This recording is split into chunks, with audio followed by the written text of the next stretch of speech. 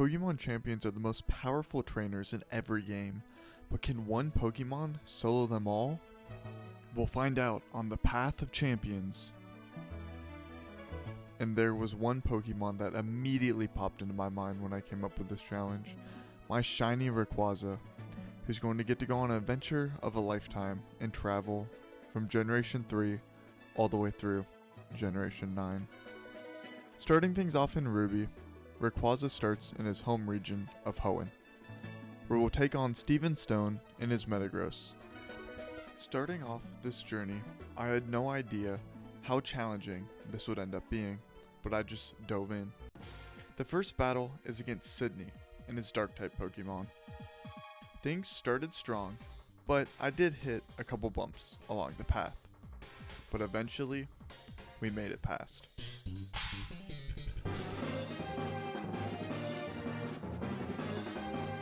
But the first big challenge approached, which is Glacia's ice types.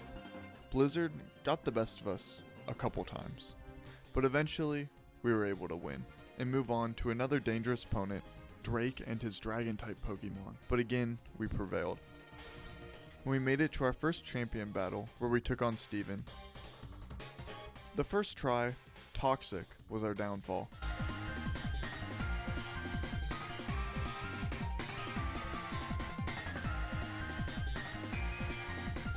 But after getting past that, everything else went smoothly, and Rayquaza went on to win his first championship.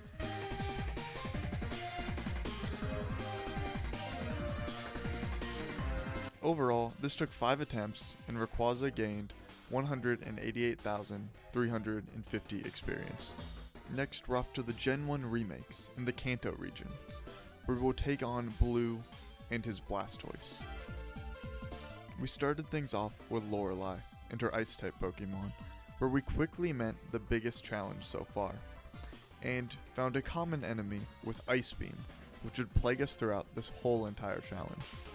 Rayquaza lost over and over again, but gained valuable experience, which made it so we moved along. After a close battle with Lance, we progressed all the way to Blue. Even though these graphics are old, there's something so charming about the Game Boy Advance graphics, watching Rayquaza battle the titans of Tyranitar and Dragonite. I also really like the battle animations too. For how little they had to work with, they really did a great job. Rayquaza fought along and kept getting further and further on each attempt, eventually making it all the way to Arcanine in the final battle. However, the confusion got the best of us. Luckily, we made it back, used Outrage, and were able to win, getting our second championship and winning the Kanto region. Gained over 400,000 experience, but did take 28 total attempts. Rayquaza returns to his home region of Hoenn in Pokemon Emerald to take on Wallace. The first move I did was teach Rayquaza Thunderbolt, as 8 Pokemon in this Elite Four have access to Ice-type moves, and I was not about to get cooked by that again. We took on the Hoenn Elite Four again, and it was pretty much the same old, all people we'd beat before, and all people we beat again. Rayquaza really did dominate in his home region.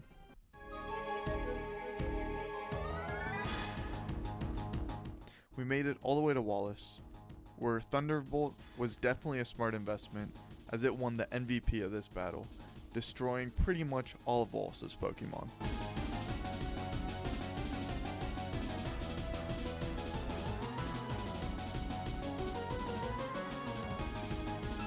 And we take home our second Gen 3 championship, and for the first time, we beat the Elite Four on the first try, gaining over 50,000 experience.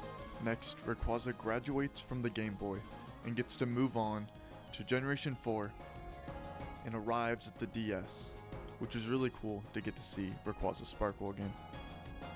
As we're off in Sinnoh, we get to take on arguably the strongest trainer in all of Pokemon with Cynthia and her Garchomp. I also taught Rayquaza Aerial Ace over Fly, just to make the battles go quicker and to have a move that could not miss. The Elite Four went very smoothly, No one put up that much of a fight. I still was nervous for Cynthia though.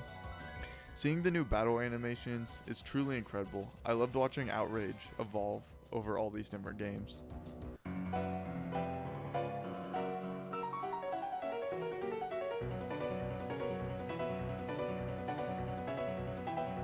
The Elite Four went very smoothly, no one putting up much of a fight. However, I was still nervous for Cynthia. Lucky for me, Rayquaza absolutely dominated, using Outrage to one-hit Cynthia's Garchomp.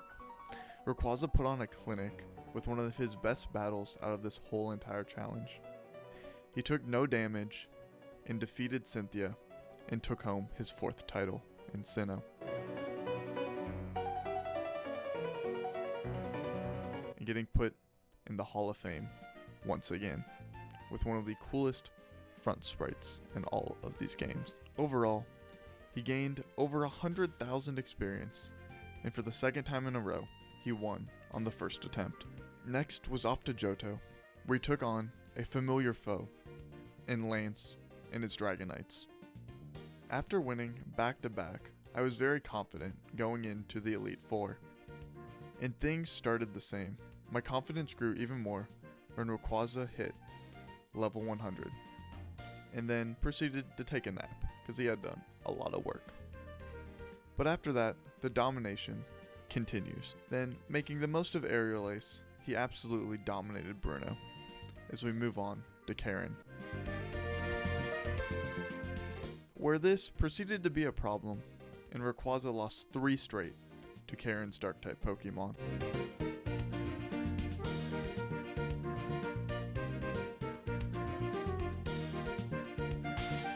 So, because we couldn't level him up anymore, I took him on a little training mission.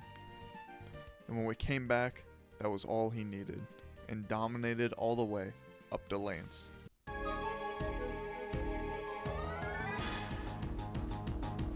Lance was a challenge, with his powerful Dragon-type moves defeating a couple runs.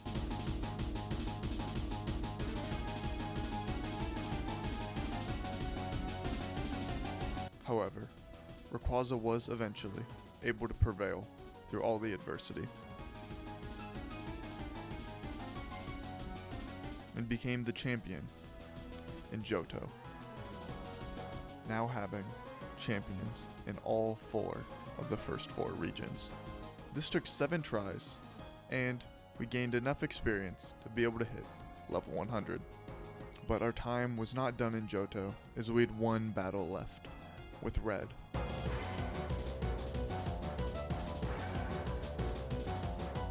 Lapras and Blastoise were definitely the 2 most concerning candidates on his team, both knowing Ice Beam, which had already devastated so many runs.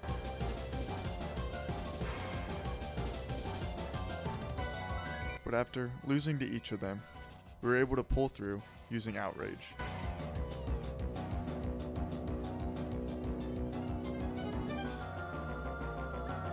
And we were able to beat Red in just 3 tries, making us the true champion. We moved up to the Generation 5 games with Alter and Volcarona and Unova.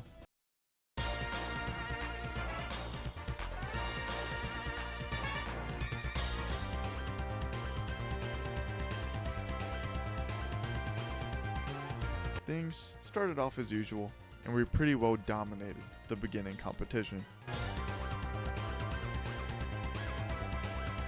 I also loved the displays of the different rooms of the Elite Four members, really giving them a lot more character than the standard box.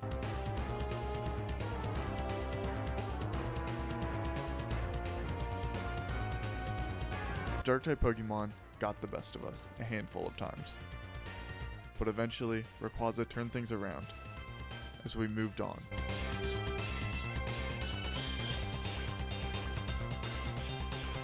I also love the moving sprites in these games. It really gives the Pokemon so much more character, watching Rayquaza battle on his way to another championship.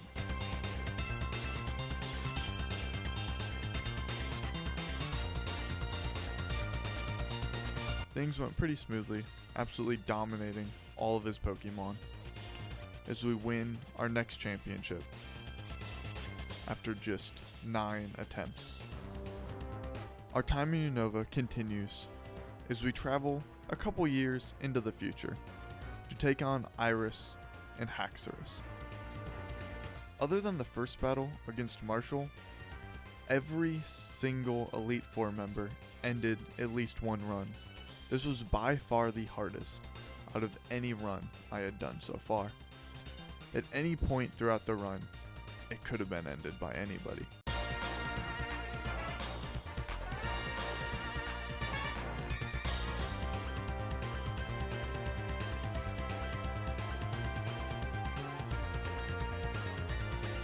With probably the coolest champion room in the whole entire series, we take on Iris with the incredible background battle of space. Her powerful dragon Pokemon would provide to be a challenge. Haxorus was by far the hardest to beat. With the mix of his dragon type moves and the focus slash, there was not much that I could do.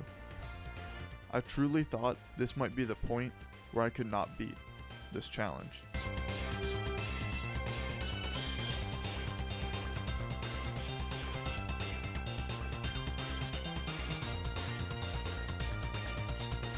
Attempt after attempt after attempt failed, as Rayquaza got fainted time and time again. However, one lucky run, I finally made it past.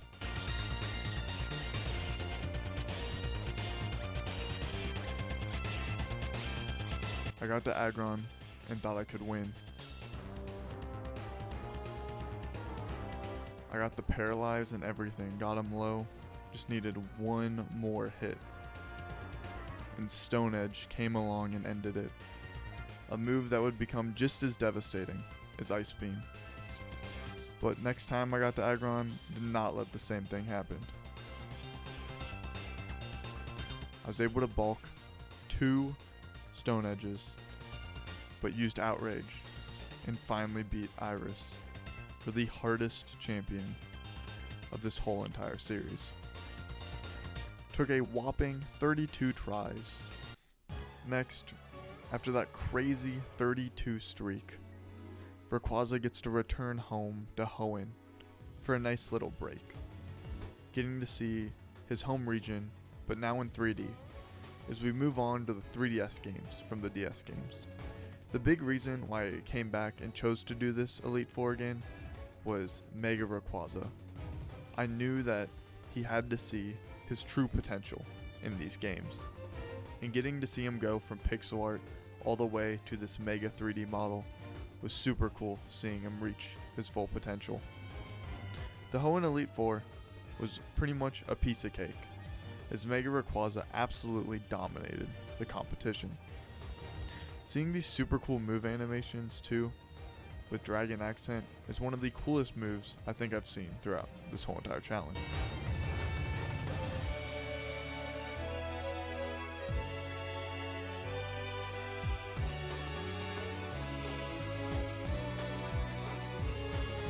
I thought things were going to go smoothly, just as they had done for this whole entire streak. And it started off looking that way, until we hit an old friend. Aggron and Stone Edge came back to destroy another run, making me not forget all the pain I had gone through. And the new fairy typing also did its fair share of damage, ending runs as well.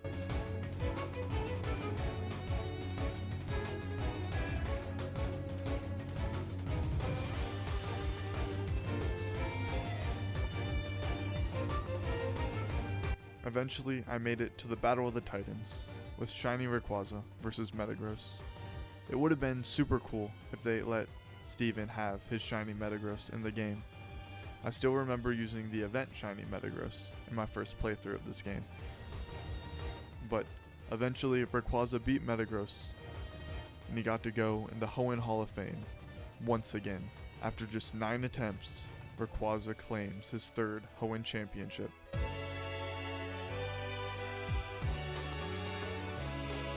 Next, we're off to Kalos to battle Diantha and Mega Gardevoir. This did make me scared with the Mega Fairy type, and after learning about the danger of the Fairy type in the last challenge, I was not sure how this would go. But I quickly would learn that this is the easiest Elite Four out of any Pokemon game by far. The Elite Four members only have 4 Pokemon in their party, and none of them posed a challenge. I was also pretty surprised that none of their Pokemon Mega Evolved either, with that being the whole gimmick of this generation. I will say, we did get close in this battle, but it was more because of poison and confusion than it was actually the challenge itself.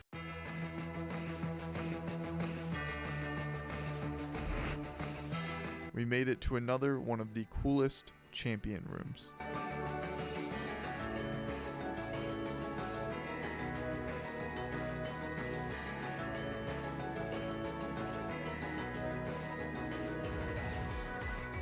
I did have a bit of fear fighting Mega Gardevoir, but it just took one earthquake to win this championship, beating the Elite Four on our first try for the first time since Pokemon Platinum.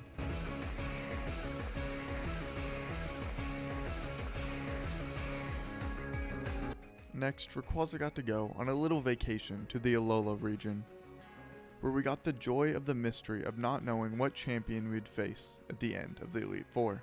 I thought it's a super cool thing that they added to the game, letting you not know what champion would be at the end. It makes it a lot more replayable, as time and time again, you don't know who you're going to battle.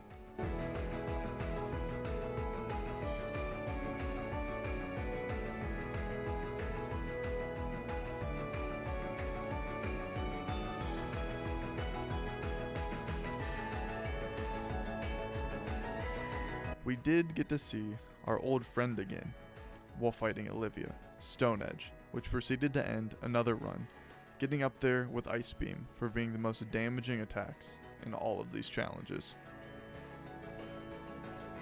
However, on our second try, we were able to make it all the way to the champion battle.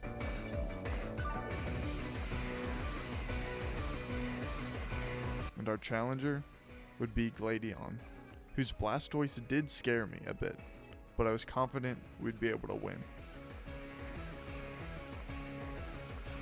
I will say the shiny sparkle in these games are definitely the worst in the series.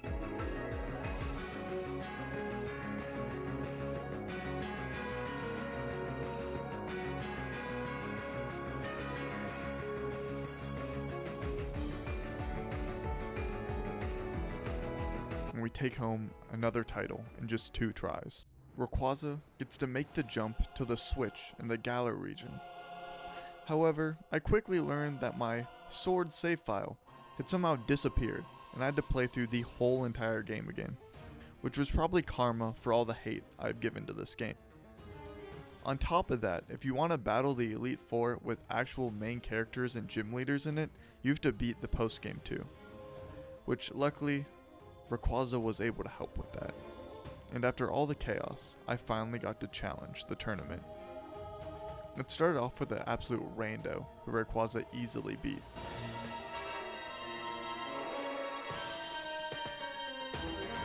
And then, off to Hop. And I will say, for as much as I trash on these games, I absolutely love the environment that they give for the gym challenges in the Elite Four. Having a stadium full of people cheering you on is one of the coolest environments out of all these games, and really did make this battle feel special. Also, seeing Dynamax Rayquaza was super cool, towering over his opponents as he completely annihilated them. As corny as I do think this gimmick is, it was cool seeing a giant Rayquaza on the battlefield. And having a battle between 2 giant Pokemon also made the stakes feel raised. Thunderbolt came in clutch again as we defeated Corviknight.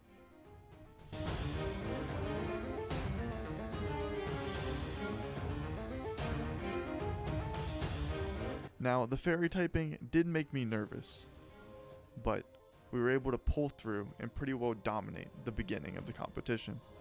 I also want to point out the shiny sparkles in this game were incredible. I thought it was a really cool gimmick how they made 2 different types.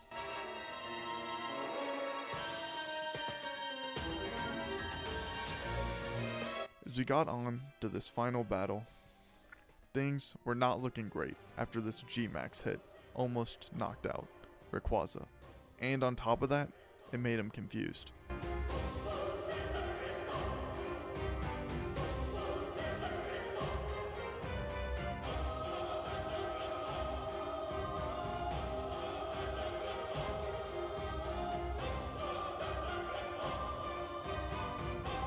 Rayquaza pulled through, used Max Quake, and secured the championship. 1 left to finally complete the Path of Champions. One last champion battle to go in Paldea up against Nemona. I hooked up Rayquaza with a sandwich as he has to be hungry after all these battles. And I went off and started the challenge against Penny.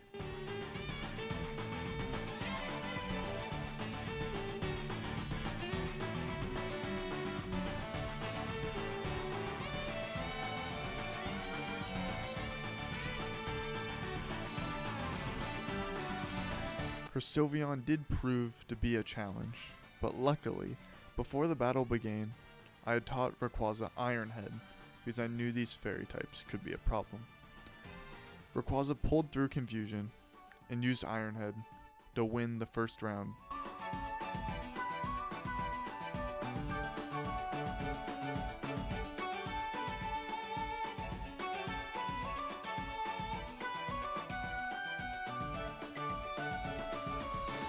Next up was Arven, who was pretty easy to beat. It was crazy to see how much Rayquaza has graphically changed from the pixel art to the full 3D model.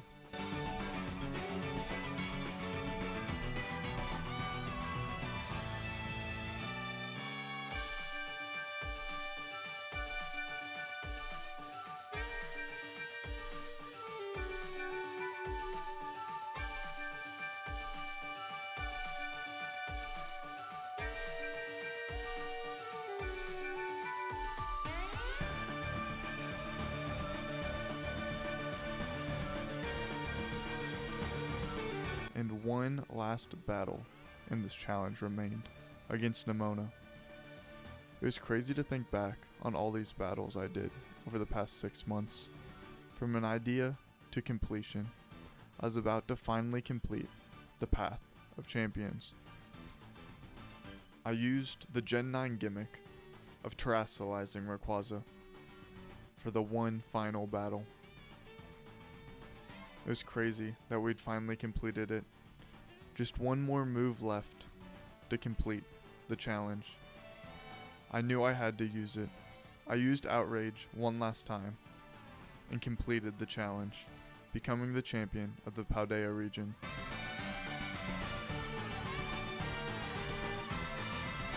One of the coolest outcomes of this challenge is getting all the champion ribbons on one Pokemon, which gives all sorts of cool, unique titles available for Rayquaza. Personally, I think you have to go with Living Legend after completing this challenge.